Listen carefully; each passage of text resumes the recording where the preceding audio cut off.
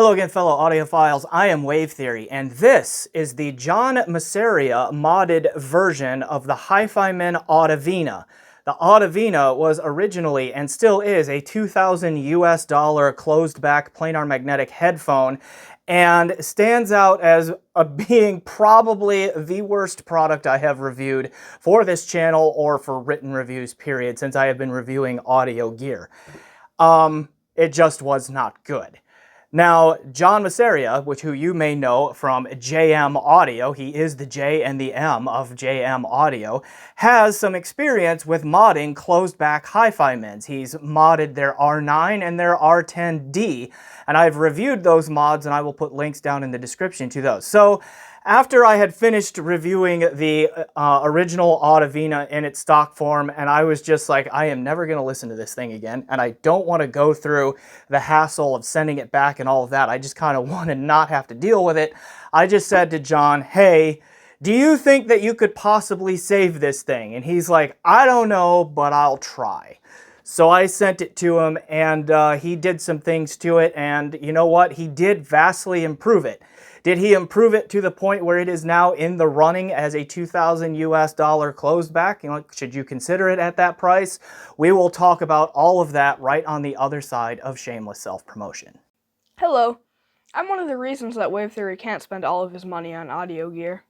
He wants you to know that your support is vital for keeping the channel running. So if you enjoy Wave Theory's bussin' review riz and no-cap review style, and want to encourage him to stay in the basement so I don't have to listen to his dad jokes as much, like the video and subscribe to the channel. You can also send him a donation on PayPal or sign up for the Patreon. Links are in the description. Now on to the review. Doing the mod itself is going to set you back $300 and John says it took him about 6 hours to actually physically do the mod on this. Like once he figured out everything that he needed to do and then went ahead and executed it, he says it will be about a 6-hour per unit project on this sort of thing. The quick takeaway message here, or take-home message, if you will, on this one, is that it is much, much better than the stock configuration of the Audivina. A lot of the errors in it that they made were fixed. The channel imbalance was fixed for me. Just the erratic tonality was smoothed out to a large degree, to a point where like a lot of the resolution is now audible, and the staging and the imaging and all of that is vastly improved because it's not such a mess everywhere, right?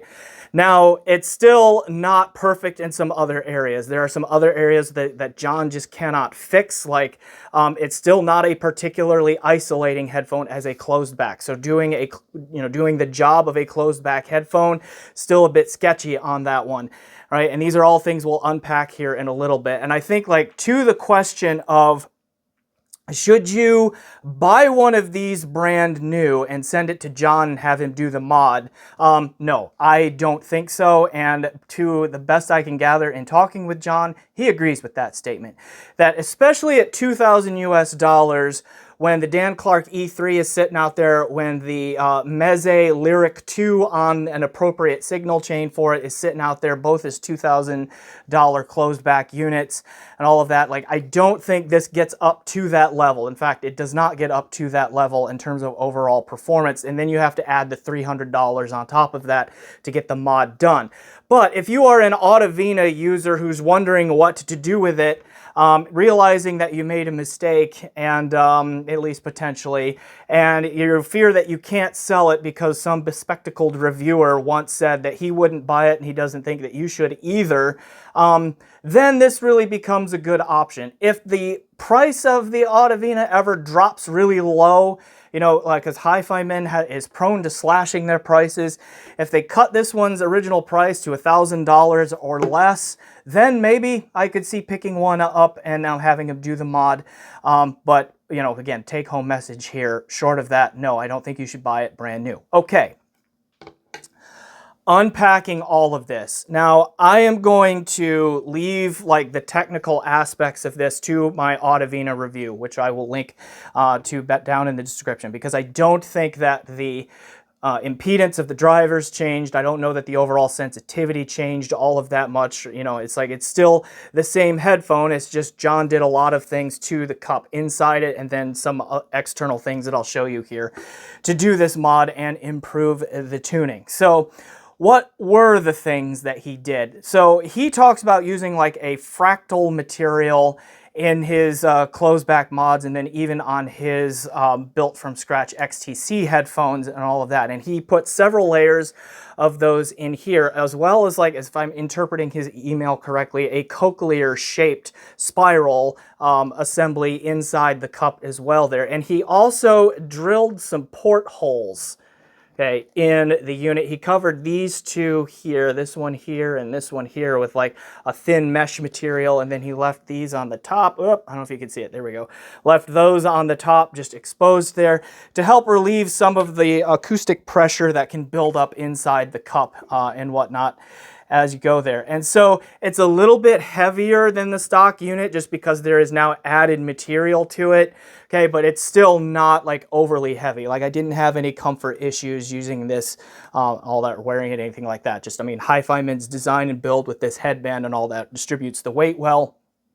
The clamp force is good enough to mostly keep it on the head and not be too tight and all of that sort of thing. So like the fit and the comfort is about like it was on the original, which was not the complaint that I had with the original. The complaint that I had was mostly about the sound. And also this, and this is that as a closed back, it leaves a little bit to be desired in terms of its attenuation and its isolation. Like, having it on my head now and just talking, I hear the voice, the sounds coming directly from my mouth more clearly than I do with most closed backs.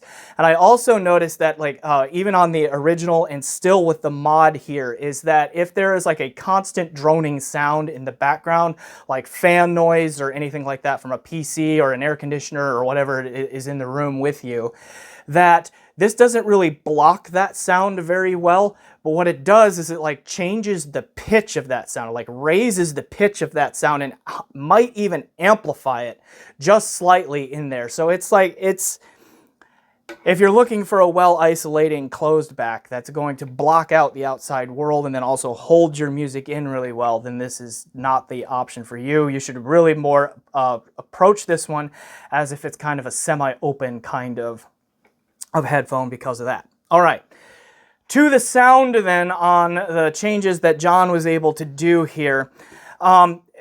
The original, the stock unit, I had horrible channel imbalance problems with across 3 units. And it wasn't consistent in terms of, like, it wasn't just pulled to one side because one driver was weaker than the other. It varied with frequency. It's like sometimes like a centered vocal might have been pulled just to the left, and then like the kick drum sounded like it was coming from just to the right, even though they should both be in the center. So it kind of varied with frequency as to which direction the center image would get pulled on the OG, and 3 units did that to me on there, and John has fixed that with this mod. I did not notice any channel balance issues on the mod at all. Okay, then the overall tuning. The original stock tuning of the Audivina was just all over the place. It was so erratic, peaks and valleys all over in its frequency response. And for the most part, John has really smoothed this out. The tonal balance here, meaning the relationship between fundamental frequencies and their harmonics, is pretty solid.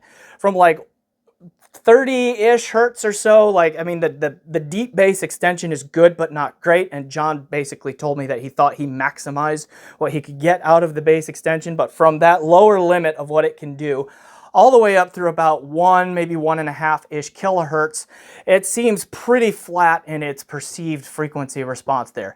The mid-range still gets a little bit wonky. The treble, particularly the upper treble, then again smooths out again a lot. So it's not as sharp or as sibilant, like it's not nearly as sharp or as sibilant as the, and then also not nearly oddly dark at the same time as the original Audivina tuning was. So it's much more tonally balanced in the bass, through the lower up registers of the mids, and then from like the treble on up, it does pretty good.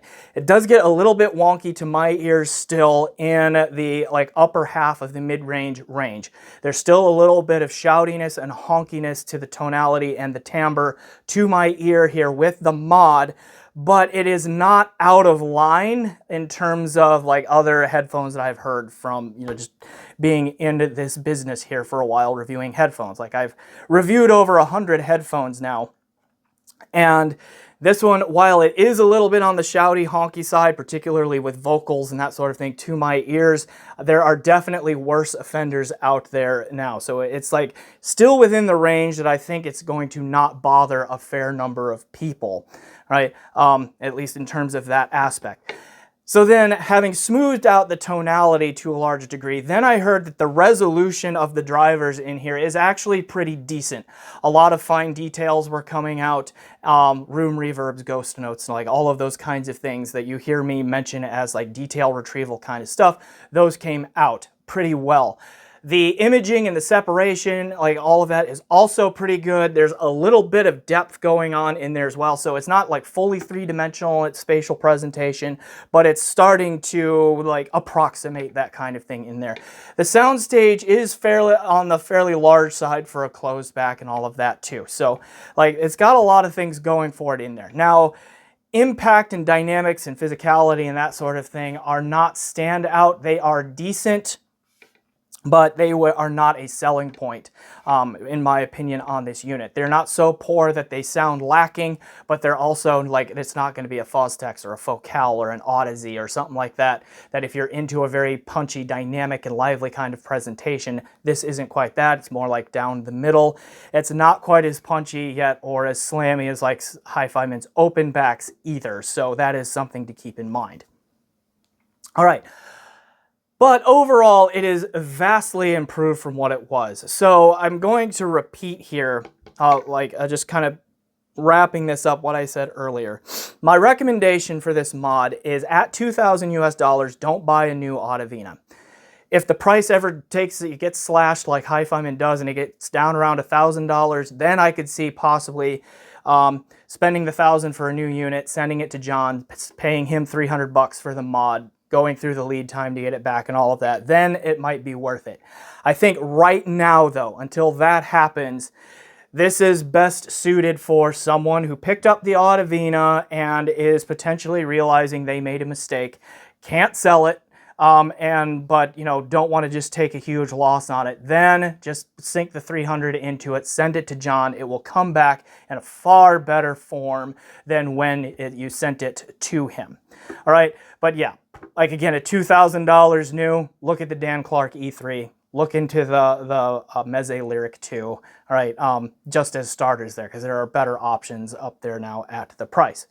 All right, so I will go ahead and leave it there. I am Wave Theory. Thanks to John Masseria of JM Audio for doing this mod for me and sending it in here. I hope that you found this review helpful, that you, the audience, found it helpful. So thanks again for watching. Please remember to like, subscribe, comment, check out my PayPal and my Patreon, and generally do those things you do to support YouTube channels. And as always, enjoy the music.